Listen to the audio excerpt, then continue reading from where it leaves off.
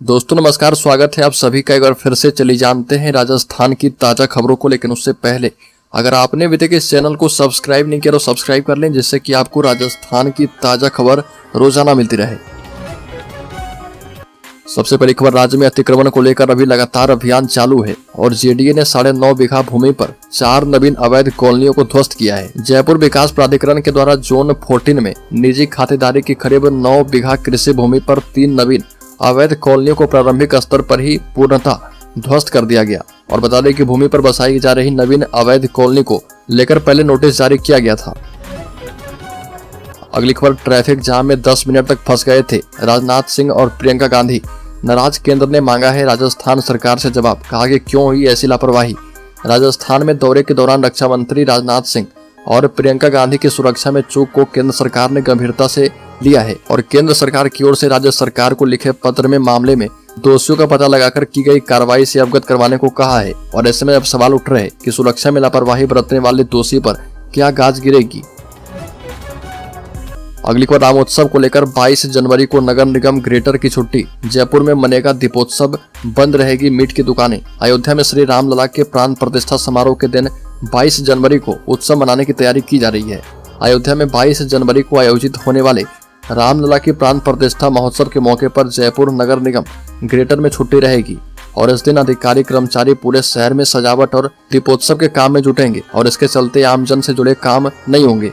जयपुर नगर निगम greater की mayor Saumya Gurjar ने व्यापार मंडल के सदस्य को लेकर बैठक की है।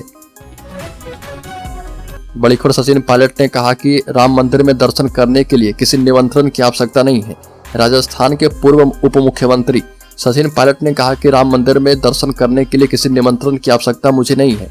सचिन पायलट ने प्रेस कॉन्फ्रेंस को संबोधित करते हुए कहा कि राम मंदिर में दर्शन करने के लिए किसी निमंत्रण की आवश्यकता किसी कांग्रेसी को नहीं है। जब भी मुझे वहां जाना होगा मैं मंदिर जरूर जाऊंगा। अगली बड़ी खबर, राजस्थान के स्कूलों में बालिकाओं के लिए टीचर मेंटरशिप प्रोग्राम लागू करने पर चर्चा। प्रदेश के सरकारी स्कूलों में बालिकाओं के स्वास्थ्य एवं सुरक्षा की बातों पर फोकस करते हुए राज्य के पीएम श्री विद्यालय में टीचर्स के माध्यम से विशेष मेंटरशिप प्रदान करने के लिए स्कूली शिक्षा विभाग द्वारा teacher mentorship program for girls की रूपरेखा तैयार की जा रही है। केंद्र सरकार के द्वारा सभी राज्य को इन विद्यालय को विकसित करने के लिए कहा गया है और ये वर्तमान राज्य सरकार के संकल्प पत्र में भी प्राथमिकता में शामिल है। एक और बड़ी खबर, राजस्थान के स्वास्थ्य मंत्री ने कहा कि सरकारी ड्यूटी के समय निजी प्रैक्टिस करते पकड़े गए तो अब डॉक्टरों की खैर नहीं। बता दें कि राजस्थान सरकार के चिकित्सा एवं स्वास्थ्य मंत्री गजेंद्र सिंह खिवसर मंत्री बनने के बाद पहली बार नागौर दौरे पर रहे और इस दौरान चिकित्सा स्वास्थ्य मंत्री गजेंद्र सिंह खिवसर ने कहा कि वो जल्द ही तमाम राजकीय चिकित्सालय का निरीक्षण करेंगे और वहां की व्यवस्थाओं के बारे में अधिकारी से पूरी तरह से जानकारी लेंगे। अगली खबर, राजस्थान की करणपुर विधानसभा सीट पर कांग्रेस प्रत्याशी रूपेंद्र सिंह कुन्नर ने बीजेपी प्रत्याशी सुरेंद्र पाल सिंह टीटी को हरा दिया है और सुरेंद्र पाल सिंह टीटी ने विधानसभा चुनाव में हारने के बाद मंत्री पद से इस्तीफा दे दिया है। इसको लेकर राजस्थान के कृषि मंत्री किरोड़ीलाल मीणा ने कहा कि जनता का फैसला था और इसे मानना पड़ेगा।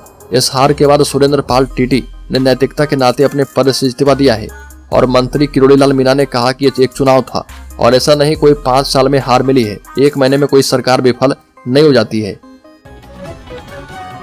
अगली खबर, भजनलाल सरकार ने दिया तोहफा, स्वास्थ्य विभाग में 9890 पदों पर होगी भर्ती। राजस्थान के चिकित्सा एवं स्वास्थ्य मंत्री श्री गजेंद्र सिंह ने स्वास्थ्य भवन में चिकित्सा एवं स्वास्थ्य विभाग, चिकित्सा शिक्षा विभाग की बैठक ली और इसमें राष्ट्रीय स्वास्थ्य मिशन के तहत वर्ष 2022 एवं 2023 में विज्ञापित संविदा नर्स, महिला स्वास्थ्य कार्यकर्ता एवं सीएचओ के पदों में 2713 पदों की बढ़ोतरी कर दी गई है और अब कुल 9890 पदों पर जो भर्ती का प्रस्ताव राजस्थान कर्मचारी चयन बोर्ड को भिजवाया जाएगा।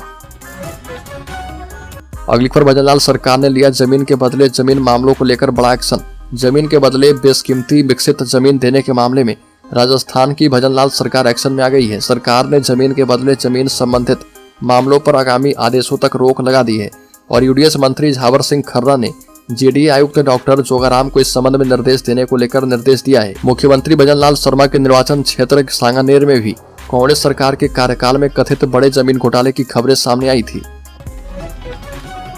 अगली खबर, राजस्थान में 12 जनवरी से स्कूलों में लगेगा कैरियर मेला। 10th, 11th और 12th के लिए है स्पेशल। राजस्थान के स्कूलों में 12 जनवरी को आयोजित होगा कैरियर मेला। शिक्षा का ज्ञान देना ही काफी नहीं, उसे सैद्धांतिक ज्ञान के जरिए बच्चों को किस प्रकार से रोजगार से जोड़ना है, इसको लेकर भी लगातार काम किया जा रहा। नवीन जैन ने कहा कि बच्चों के भविष्य को उज्जवल बनाने के लिए इस मेले से जुड़ें और सभी लाभ उठाएं। बड़ी खबर, कांग्रेस के प्रदेश अध्यक्ष डोटासरा ने भजनलाल गवर्नमेंट को बताया पर्ची सरकार, चुन चुन कर किया वार। राजस्थान कांग्रेस के अध्यक्ष गोविंद सिंह डोटासरा ने भाजपा के नेतृत्व वाली नई राज्य सरकार को पर्ची सरकार करार दिया है और यही नहीं, राज्य में सरकार गठन में देरी को लेकर भाजपा की आलोचना की है। डोटासरा ने कहा कि भाजपा ने मुख्यमंत्री के नाम की घोषणा करने से पहले ना तो उनसे पूछने की परवाह की और ना ही उन्हें सूचित किया। एक पर्ची आई और नेताओं को दी गई और मुख्यमंत्री की घोषणा कर दी गई। मंत्री के चयन और विभाग के बंटवारे के दौरान भी पर्ची कार्यक्रम दोहराया गया। अगली खबर, लोकसभा चुनाव में बड़े नेताओं को चुनाव मैदान में उतारेगी कांग्रेस। जहां मिले भाजपा को 50% वोट, वहां पर फोकस ज्यादा होगा। लगातार 2 लोकसभा चुनाव में शिकस्त खा चुकी कांग्रेस आगामी चुनाव में कोई जोखिम नहीं उठाना चाहती है और पार्टी जहां इंडिया गठबंधन के साथ चुनाव लड़ने की तैयारी कर रही है, वहीं कांग्रेस अपने सभी बड़े नेताओं को लोकसभा चुनाव मैदान में उतारने की तैयारी भी कर रही है और पार्टी की कोशिश है कि किसी भी तरह ज्यादा से ज्यादा सीटें जीती जाए। अगली खबर, कांग्रेस राजस्थान में किन नेताओं को लोकसभा चुनाव का टिकट देगी। पार्टी के कद्दावर नेता सचिन पायलट ने इस बारे में तगड़े संकेत दिए हैं। सचिन पायलट ने कहा कि लोकसभा चुनाव में टिकट वितरण के दौरान युवा पीढ़ी को गंभीरता से देखा जाएगा और लोगों ने विधानसभा चुनाव के दौरान कांग्रेस के अधिकांश युवा उम्मीदवारों को पसंद किया है। सूबे के लोग बदलाव देखना चाहते हैं और इस संबंध में एक सर्वेक्षण भी किया जाएगा और जो भी युवा नेता इस जीत की कसौटी पर खड़े उतरेंगे, पार्टी लोकसभा चुनाव के मैदान में उसे उतारेगी। बड़ी खबर, भरतपुर धौलपुर से उठी है ओबीसी कोटे में आरक्षण की मांग। 17 से मुंबई दिल्ली ट्रैक पर महापड़ाव की तैयारी है। विधानसभा के बजट सत्र से पहले ही मुख्यमंत्री भजनलाल शर्मा के लिए बड़ी चुनौती उनके गृह जिले से सामने आ रही है और केंद्र के ओबीसी कोटे में आरक्षण दिए जाने की मांग को लेकर भरतपुर और धौलपुर के जाट आंदोलनकारियों ने 17 से महापड़ाव की चेतावनी दी है और इस महापड़ाव में दिल्ली मुंबई रेल मार्ग के पास जयचौली गाँव में ये शुरू किया जाएगा और इसकी तैयारी को लेकर भी आरक्षण संघर्ष समिति के सदस्य महापड़ाव स्थल पर पहुंच गए हैं। अगली खबर, मुख्यमंत्री पद की शपथ लेने के बाद से ही भजनलाल शर्मा काफी एक्टिव मोड में हैं और पेपर लीक प्रकरणों को लेकर सख्ती बरतते हुए जिस तरह से एसआईटी का गठन किया गया, उससे माफिया में एक सख्त संदेश दिया गया है। सरकार के एक्टिव होते ही राजस्थान एसओजी एक बार फिर से एक्टिव मोड में नजर आ रही है। यही कारण है कि अलग अलग पेपर लीक प्रकरणों में सरकारी कर्मचारी से लेकर निजी स्कूल संचालकों तक की गिरफ्तारी की जा रही है। अगली खबर, राजस्थान में सचिन पायलट के विरोधी किरोड़ी लाल मीणा के प्रति सचिन पायलट का प्यार उमड़ पड़ा है और विभागों के बंटवारे पर पायलट का तंज कहा कि किरोड़ी लाल मीणा के साथ अन्याय किया गया, जबकि साल भर पहले किरोड़ी लाल सचिन पायलट की तारीफ करते हुए नहीं थक रहे थे। अब पायलट ने किरोड़ी लाल की जमकर तारीफ की है और पायलट ने कहा कि उनके साथ अन्याय किया गया है। सचिन पायलट ने कहा कि मंत्री को विभाग बांटना मुख्यमंत्री भजनलाल शर्मा का विशेषाधिकार है, लेकिन भाजपा के वरिष्ठ विधायक किरोड़ी लाल मीणा के साथ ऐसा नहीं किया गया। एक और बड़ी खबर, राजस्थान के मुख्यमंत्री भजनलाल शर्मा उदयपुर दौरे पर पहुंचे और यहाँ पर सीएम भजनलाल ने विकसित भारत संकल्प यात्रा शिविर का निरीक्षण किया और लाभार्थियों से बातचीत की। इस दौरान मुख्यमंत्री ने पूर्ववर्ती कांग्रेस सरकार को जमकर आड़े हाथों लेते हुए कहा कि पूर्ववर्ती सरकार ने भ्रष्टाचार को जमकर संरक्षण दिया है, हम सारे मामलों की जाँच करवाएंगे।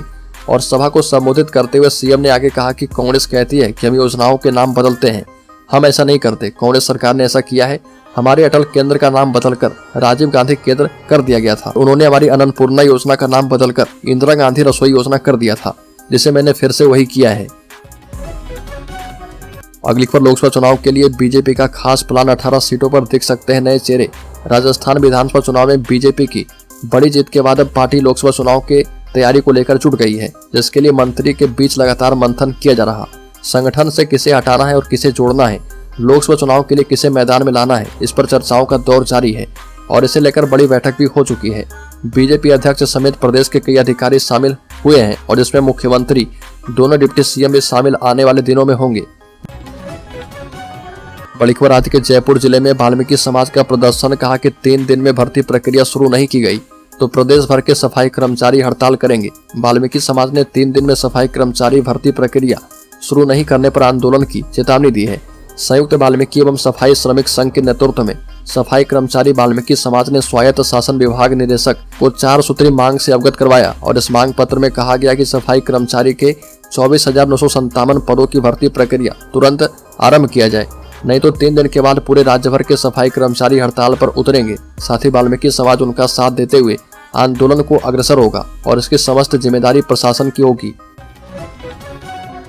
बड़ी खबर, प्रदेश के 9 लाख से ज्यादा किसानों का रुक सकता है किसान सम्मान निधि।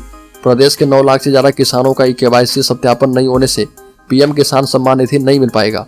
KYC करवाने में अब केवल 4 दिन शेष है, लेकिन PM किसान सम्मान निधि का सर्वर काम नहीं करने से किसान परेशान हो रहे और जबकि पिछले 10 दिनों से KYC सत्यापन करने वाले के लिए PM किसान विशेष सैचुरेशन अभियान चलाया जा रहा और प्रदेश में 80 लाख किसान हैं और इसमें से 66 लाख किसान ही PM किसान सम्मान निधि के दायरे में आ रहे।